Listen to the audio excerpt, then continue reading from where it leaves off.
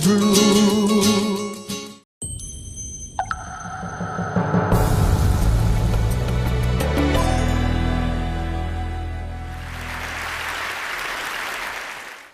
Yo tendría que estar muerto hace 30 años. Soy un sobreviviente. Uno de los miles de conscriptos argentinos, soldados no profesionales, que fuimos enviados a una guerra que nunca debió ocurrir.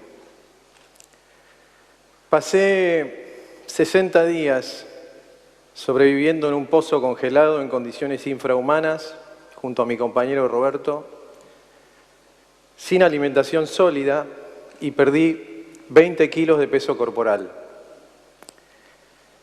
Tuvimos claramente 3 enemigos: el clima, los ingleses y, tristemente, nuestros propios jefes, que nos trataron con un desprecio por la condición humana que nos costaba entender.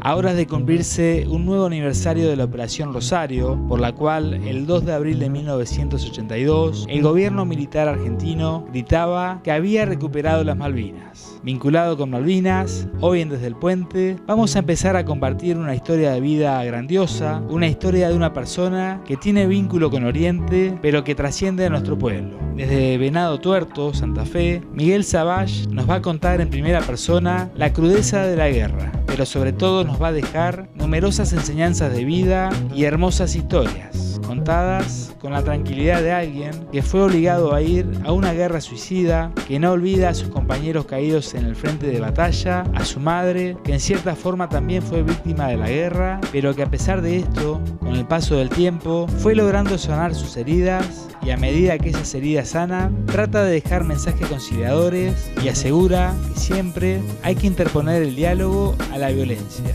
sea el tipo de conflicto que sea. Auspicia este programa Transporte Diego, de Diego Bertone. Información del Honorable Consejo Deliberante de Coronel Dorrego. Mediante la Ordenanza 4069/21 se exime del pago de la tasa por inspección de seguridad e higiene a todos los contribuyentes que se encuentran habilitados en el distrito de Coronel Dorrego bajo los rubros salones de fiesta y peloteros.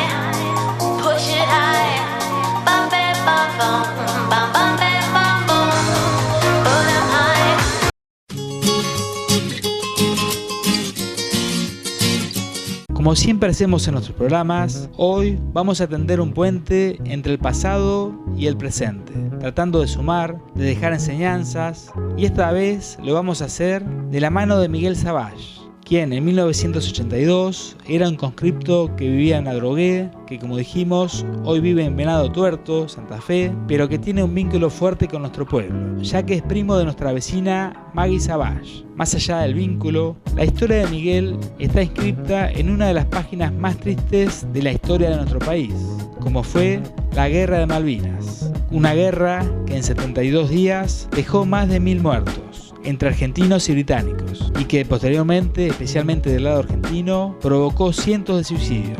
Miguel estuvo durante 2 meses a solo 12 kilómetros de Puerto Argentino, donde se encontraba otro conscripto, otro Miguel, nuestro Miguel Ángel Gutiérrez, quien tuvo como tarea, junto a su compañía, defender al gobernador en Puerto Argentino. Y si bien Miguel Savage nació a cientos de kilómetros de Oriente, al igual que Miguel Ángel, fue llevado a una guerra sin conocer su obsoleto armamento y sin un entrenamiento adecuado, entre otras incongruencias que ya vamos a empezar a compartir a través de esta nota. Mi historia es como la de miles de conscriptos argentinos, de soldados no profesionales de aquel entonces que estábamos cumpliendo el servicio militar obligatorio, ¿no? Que eso es lo paradójico, ¿no? El el Estado argentino de aquel entonces, que estaba conformado por soldados de carrera, que habían sido preparados durante años con los impuestos de todos los argentinos, cuando les llega la situación de guerra, que es para lo que estaban preparados, deciden mandar al pueblo, a los pibes de barrio, a los humildes, a los chicos de las provincias y del conurbano bonaerense, y bueno, y en esa tanda de 9.700 personas, jóvenes de 18, 19 años, termino yendo a Malvinas con un día de práctica de tiro y termino al pie de Montelongo, en el escenario del combate más sangriento, donde más ingleses mueren y argentinos también, ¿no? En el medio pasaron 2 meses impresionantes de sufrimiento, de privaciones, de malos tratos y de increíbles aprendizajes, ¿no? Que es lo que me gusta transmitir. ¿Dónde estabas haciendo la colimba? En La Plata. Estaba haciendo la colimba en La Plata y fui con el Regimiento 7 de La Plata, que es el regimiento más castigado de todo el conflicto, ¿no? La mayoría éramos clase 62 y ya estaba, en mi caso me faltaban 10 días para la baja, había estado todo un año, y los de clase 63, los que recién habían empezado, fueron muy pocos, pero algunos fueron. La mayoría éramos 62. ¿Y cómo te enteraste? ¿Se sabía? ¿Se venían preparando? No, para nada. Digamos, toda la operación fue sorpresiva, secreta, y me entero en mi casa en Adrogué, me levanto a las 5 de la mañana para ir todos los días a La Plata en tren y mi vieja estaba escuchando por la radio las noticias y estaba preocupada y yo la tranquilizaba porque le decía, yo tengo un día de tiro, no soy un soldado, quédate tranquila. Esa mañana me acuartelaron y no salí nunca más. Por 74 días no volví. Claro, ya habían dado las dos bajas, las dos primeras bajas, la unidad, entonces tuvieron que reincorporar gente que ya estaba en la vida civil, que muchos no se presentaron por miedo, y ahí caigo yo, porque yo había estado en una oficina todo el año sin contacto con la vida militar y terminé reemplazando a uno de esos. También la movilización fue secreta y no nos decían a dónde. La consigna era la unidad está movilizada, pero no se sabe dónde. Aterrizamos con un Boeing de aerolíneas como estos que van a Rusia a buscar las vacunas. Fue un puente aéreo así de aerolíneas, donde íbamos los soldados en el tubo del avión con las butacas removidas y todo el armamento arriba del avión, y aterrizamos en Gallegos. Y en Gallegos tampoco nos decían a dónde íbamos. Pensamos por la lógica que íbamos a quedar ahí reemplazando a los soldados más preparados que iban a ir a Malvinas, ¿no? Bueno, horas después hay un Hércules con la panza abierta y nos dicen suban. Una imagen que no me voy a borrar nunca. Ahí se te vino el mundo abajo, me imagino. Sí, la incertidumbre, pero mezclada también con inocencia, porque a esta altura nunca nos imaginamos las tremendas escenas que íbamos a vivir, ¿no? En ese momento se suponía, o por lo menos se informaba, que los ingleses por ahí no iban a llegar nunca, que no iban a querer venir al sur porque iban a perder, porque no estaban preparados. Algo así era un poco la información que se daba. Sí, y de hecho era la información que nos transmitían nuestros jefes. Nos decían, quédense tranquilos, esto es un bastión inexpugnable. Usaban esos términos, ¿no? Los ingleses no van a venir, nos decían para que nos tranquilicemos, ¿no? Ah, ¿Viste Band of Brothers, la serie de HBO? sí. Bueno, esos son los paracaidistas, ¿no? Contra esos tipos peleamos. Digamos, la imagen de los tipos que nos atacaron eran los paracaidistas de Normandía. Y nosotros ya después de 2 meses de estar ahí desnutriéndonos, en mi caso perdí 22 kilos de peso, ya teníamos un compañero muerto por desnutrición y hipotermia antes de que lleguen los ingleses y 5 que se pegan tiros en los pies por la desesperación y 4 más que murieron despedazados pisando una mina yendo a buscar comida. Es decir, que el cuadro, ya hablaremos de eso, el cuadro de desnutrición y desesperación y falta de logística era terminal. Y en ese estado casi de moribundez nos atacan los paracaidistas, que parecían el equipo de rugby inglés con ametralladoras, ¿no? Y ustedes estaban desnutridos, débiles y ya viendo que estaban en la última avanzada, sería ese equipo que vino de... Sí, nosotros estábamos en unas sierras parecidas a las sierras de Villa Ventana, ¿viste? de ese tipo de formación geológica. Y estuvimos ahí desamparados en pozos, viviendo entre las rocas, tapados con lonas y a mate cocido y caldo. Nada sólido, ni pan tuvimos en 2 meses. En unos minutos continuamos cruzando el puente con la historia de Miguel Savage, una historia de las miles que dejó Malvinas, una historia que no hay que olvidar ni repetir.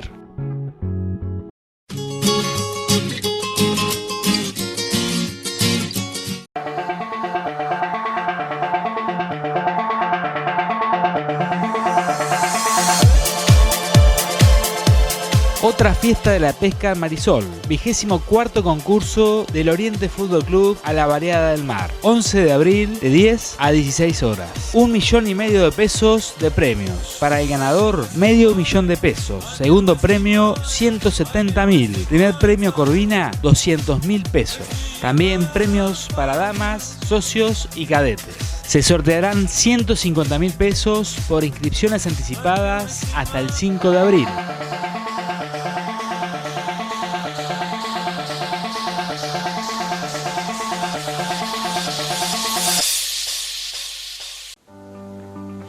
Qué lindo que es Marisol. Si venís a pescar o venís de turista, tomate 10 minutitos y juntá a 10 metros de la redonda toda la basura que pueda haber, así mantenemos esta playa limpia.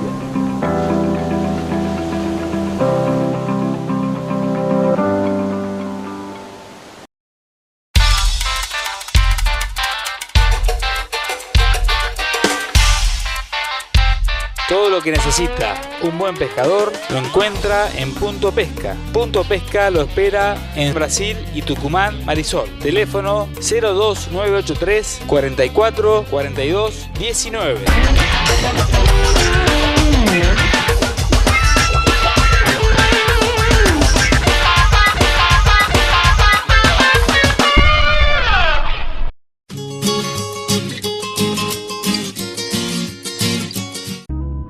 Continuamos con la historia de Miguel Savage, quien además de ser primo de nuestra vecina Maggie Savage, fue un excombatiente de Malvinas, un conscripto que, como cada uno de ellos, quedó marcado por Malvinas. Pero por suerte para él, por su entereza, poco a poco las heridas de Malvinas se van sanando. Entre otras cosas por su fortaleza y también por poder transmitir y recordar los traumas más feos que le dejó Malvinas. Con muy duros, con muy injustos momentos, como los que va a relatar a continuación. La misión era a formar un cordón, éramos como un abanico que protegía Puerto Argentino, que estaba a 12 kilómetros del pueblo, donde sí había comida, pero en el frente no. Más allá de que sí hubo robo de comida en el continente, a Malvinas llegó muchísima comida, y de hecho al día de la rendición sobró comida argentina, digamos, galpones hasta el techo repletos de comida, que los isleños se la repartieron después durante años. Y los milicos por inoperancia o por desidia no la repartieron al frente. Entonces los soldados del frente vivimos una experiencia diametralmente opuesta a los soldados que tuvieron la suerte de estar en el pueblo, ¿no? A 12 kilómetros se comía bien, incluso había unidades que dormían en galpones o en casas, que comían relativamente bien. Pero nosotros en el frente vivimos una experiencia de supervivencia comparable a los uruguayos de la cordillera, ¿no? Con pérdidas de peso entre 20 y 30 kilos. ¿Y cómo hacía para mentalmente, como para decir, vamos a seguir? ¿De qué te agarrabas? ¿En qué pensaba en esos días eternos? Bueno, ahí es donde los aprendizajes que a mí me encanta compartir, ¿no? Porque yo era un nene de mamá sin ninguna experiencia, nunca había sufrido nada, ninguna privación, y con el sufrimiento, empezamos a tomar decisiones para no morirnos, empezamos a agruparnos con los que más fortaleza tenían, y armamos como un grupo de supervivencia. No era mucho lo que podíamos hacer, pero cazamos algunas ovejas con el mortero al principio, teníamos que organizar expediciones al pueblo de 12 kilómetros de ida y 12 de vuelta, en un terreno con mallín, muy mojados, ¿no? Expuestos a castigos tremendos, porque si los oficiales nos encontraban, el castigo era el estaqueo, que el estaqueo era una crucifixión al terreno con las estacas de la carpa, ¿no? Durante horas. Así que Tuvimos tres grandes problemas: el clima, los ingleses y nuestros propios jefes, que digamos, pongámoslo en contexto, no eran la dictadura, no eran el ejército de San Martín. Si bien había oficiales de buen comportamiento, que siempre destaco, la mayoría eran tipos bastante crueles, inoperantes además, con decisiones estúpidas y poco prácticas, porque si hubiéramos tenido un buen oficial, yo me pongo en el lugar, hubiera movido cielo y tierra para ir a buscar comida que estaba ahí nomás, ¿no? Pero nos dejaron tirados en los pozos, desnutriéndonos cuando nosotros éramos la materia prima para la guerra, ¿no? Un soldado desnutrido no sirve. ¿Y el estaqueo vos lo viste a compañeros tuyos estaqueados? Yo vi como a 15 o 20 de mis compañeros estaqueados. Teníamos un sargento ayudante Ibáñez, alias el Urco, que era particularmente sádico, que era el tipo que controlaba la cocina de rancho, se morfaba todo lo sólido que llegaba y nos dejaba a caldo. Así que había como un factor psicológico de traición de los jefes que era muy doloroso ahí también, ¿no? Imagínate, 19 años, 20 bajo cero, sin entrenamiento. Mi arma no funcionó nunca, tenía un arma que no percutaba, una pistola ametralladora PAM que era obsoleta. Es decir, todo era como una especie de experimento de resistencia humana, ¿no? En el medio de esta historia tan triste, de tanta humillación y miedo, Miguel Savage destacó el poder de la mente, el poder de la resiliencia de los seres humanos para enfrentar las vivencias más extremas y los momentos más duros. Sabíamos que si sobrevivíamos a esa tremenda desprotección climática, a esos malos tratos, a todo ese combo, sabíamos que al final del túnel venía el equipo de rugby inglés armado a rematarnos. Ahí es donde la mente empieza a florecer con ideas de resiliencia y de supervivencia que no lo puedes creer. Yo era un pibito sin experiencia y cuando miro para atrás esa imagen digo, ¿cómo sobreviví a esto? ¿Cómo me mantuve calmo? La mente tiene un montón de herramientas, ¿viste? Recuerdos de momentos felices que uno vivió. Detalles, por ejemplo, yo a los 19 jugaba mucho al tenis, ¿no? Y un amigo me había mandado en las pocas cartas que llegaron, recortes de una revista de tenis donde estaba Guillermo Vilas, que era nuestro ídolo en aquel momento. Entonces yo tenía como un adolescente pegada en la pared de turba del pozo la foto de Vilas, ¿no? También tenía otra foto que me gustaba, nunca había hecho, pero quería hacer surf yo a esa edad, ¿no? Entonces tenía también una foto de un surfista, era el ícono de las olas tubo en Hawái, que hacía yoga, era una especie de personaje que se llamaba Jerry López. Sí. Entonces, imagínate la situación, yo estoy en este pozo de turba, congelado y maloliente, estoy con 22 kilos menos, esquelético, ojeroso, con mi compañero. Me había volcado una lata de meo, porque meábamos en latas, ¿no? Para no salir y perder calor. Me había volcado una lata en un movimiento arriba de la manta, así que estaba en lo peor del quiebre físico y mental, ¿no? Y encima estaba lloviendo fuerte y nos estaban bombardeando desde un barco, nos pasaban por arriba los silbidos. Pero yo estoy con mi mente acostado en posición fetal, moribundo ya, mirando esa foto de Vilas jugando al tenis y esa foto de Jerry López haciendo surf. Y encima, si bien no teníamos comida, nos habían dado una crema para las manos, para el congelamiento, que tenía olor a bronceador. Entonces, yo estaba en Hawái haciendo surf o en el club jugando al tenis con mis amigos. Así que bueno, de esa forma un poco zafabas de toda esa situación que sabías que tenías miedo, me imagino. La idea de la muerte estaba ahí presente, seguramente. Sí, pero la mente tiene esos trucos, los que tuvimos formación religiosa rezamos como seminaristas, y es increíble, uno hasta que no pasa una situación de supervivencia tan tremenda, uno no sabe la fortaleza que tiene, ¿no? Yo siempre le digo a los chicos en las escuelas que no tengan miedo ante los desafíos de la vida, que cuando llegue el momento esa fortaleza va a salir y que de alguna manera vivan con menos miedo, ¿no?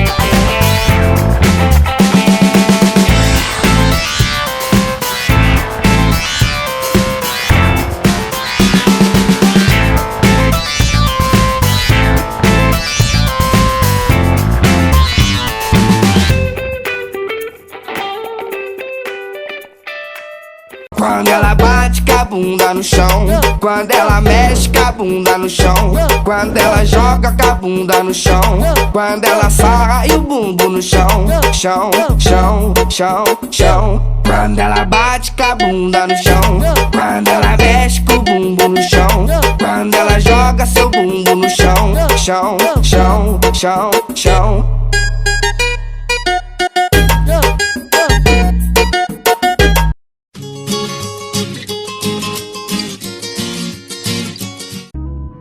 Miguel Savage participó de la batalla donde más bajas hubo del lado argentino como también del lado británico. La última batalla, la que le dio prácticamente el final a la guerra, la batalla de Monte Longdon. En esa batalla, Miguel sufrió tal vez el momento más difícil de la guerra. Ese día, esa noche eterna, estuvo Miguel durante muchas horas atrapado en un pozo con muchísimo miedo, con mucha impotencia, con compañeros que estaban falleciendo a su lado, esperando, como decía al comienzo del programa, lo peor. Cómo sobrevivió ese momento, qué pudo aprender de esa historia, estuvo 20 años sin contarla. Esto nos va a relatar ahora Miguel Savage.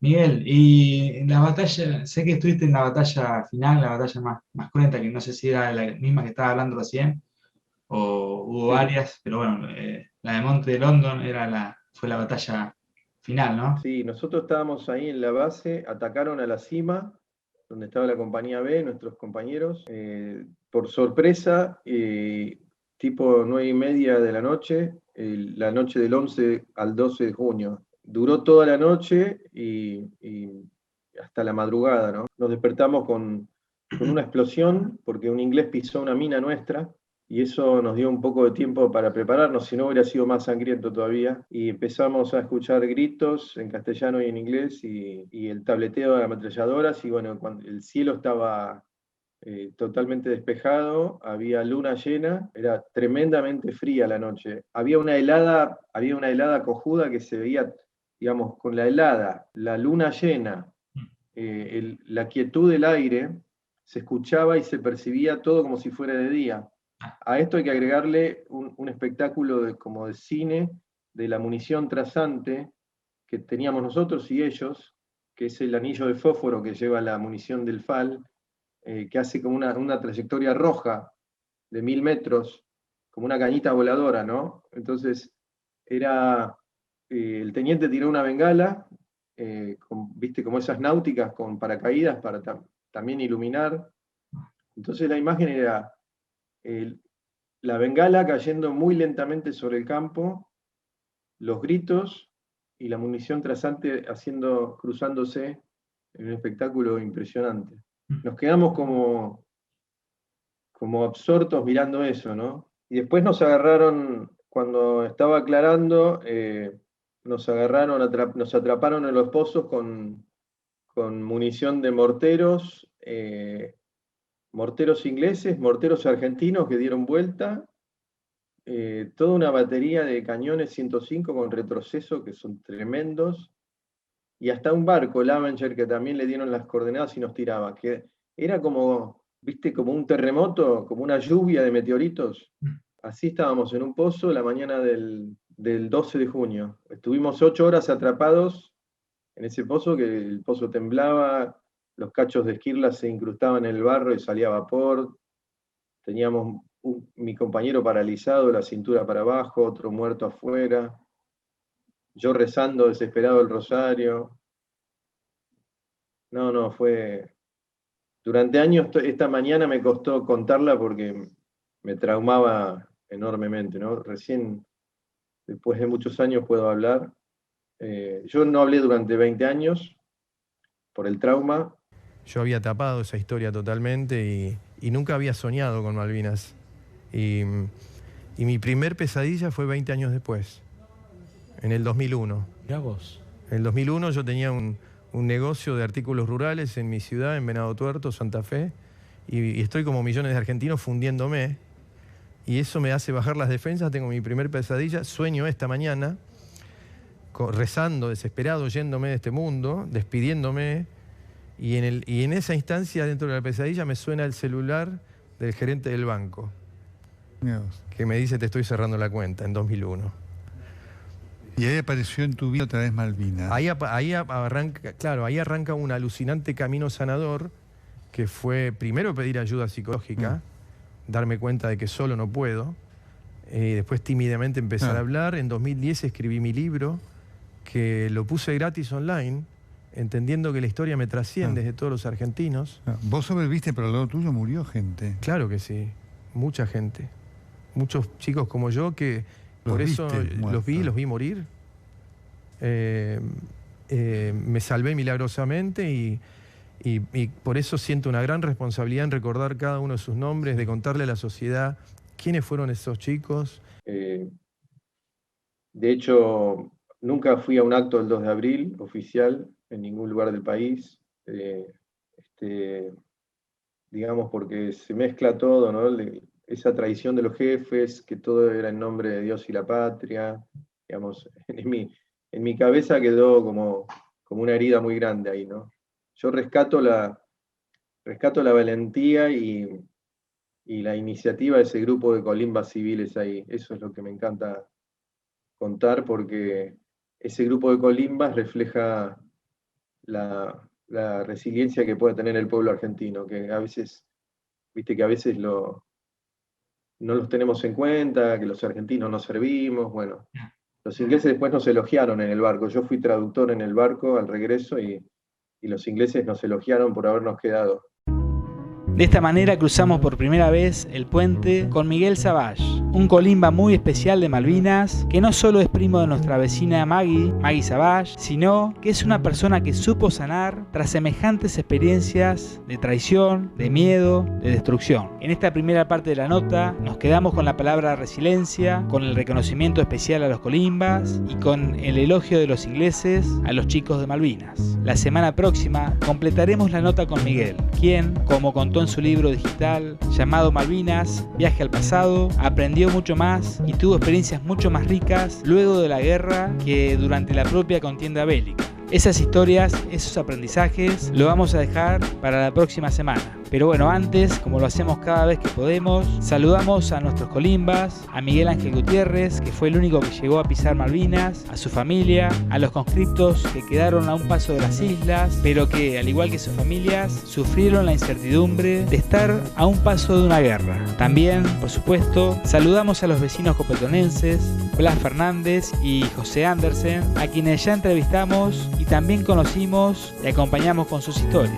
Otra vez, como cada 2 de abril, seguimos bregando porque podamos recuperar las Malvinas, pero, por supuesto, de forma diplomática. Y también queremos decir, nunca más a una guerra. Chao, gracias por su compañía, nos vemos el próximo sábado con Somos Oriente y el miércoles que viene, otra vez con Desde el Puente y la segunda parte de la historia de Miguel Savage.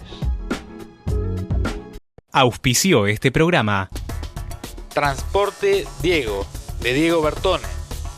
El Honorable Consejo Deliberante de Coronel Dorrego, considerando que los trabajadores de la salud han sido declarados personal esencial, no pudiendo acogerse a la suspensión del deber de asistencia que las normas establecieron, que durante todo el año 2020 se han destacado a través de distintas expresiones la tarea que realiza el personal de salud, su calidad profesional, empeño y dedicación mantenidos durante la emergencia. Por todo ello, el Consejo Deliberante sancionó la ordenanza 4067/20, estableciendo el siguiente membrete para toda la documentación emanada del municipio durante el año 2021. 2021, año de la salud y del personal sanitario.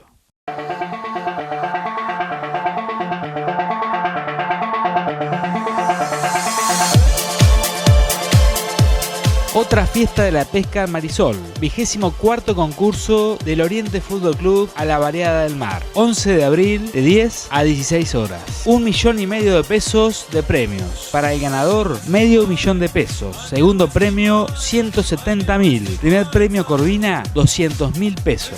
También premios para damas, socios y cadetes. Se sortearán 150.000 pesos por inscripciones anticipadas hasta el 5 de abril.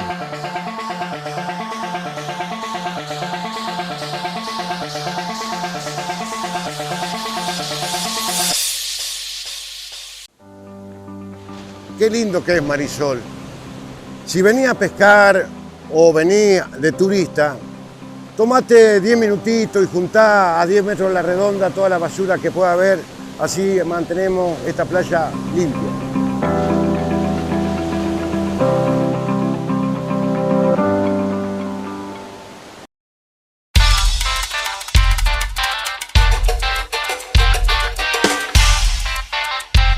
Todo lo que necesita un buen pescador lo encuentra en Punto Pesca. Punto Pesca lo espera en Brasil y Tucumán, Marisol. Teléfono 02983 44 42 19.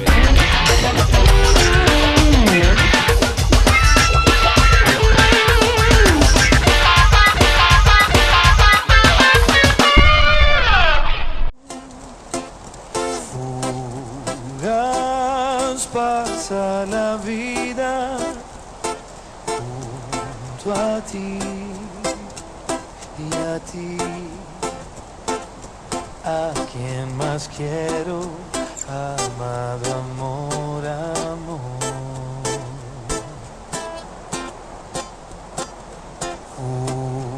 Jugas porque es hermosa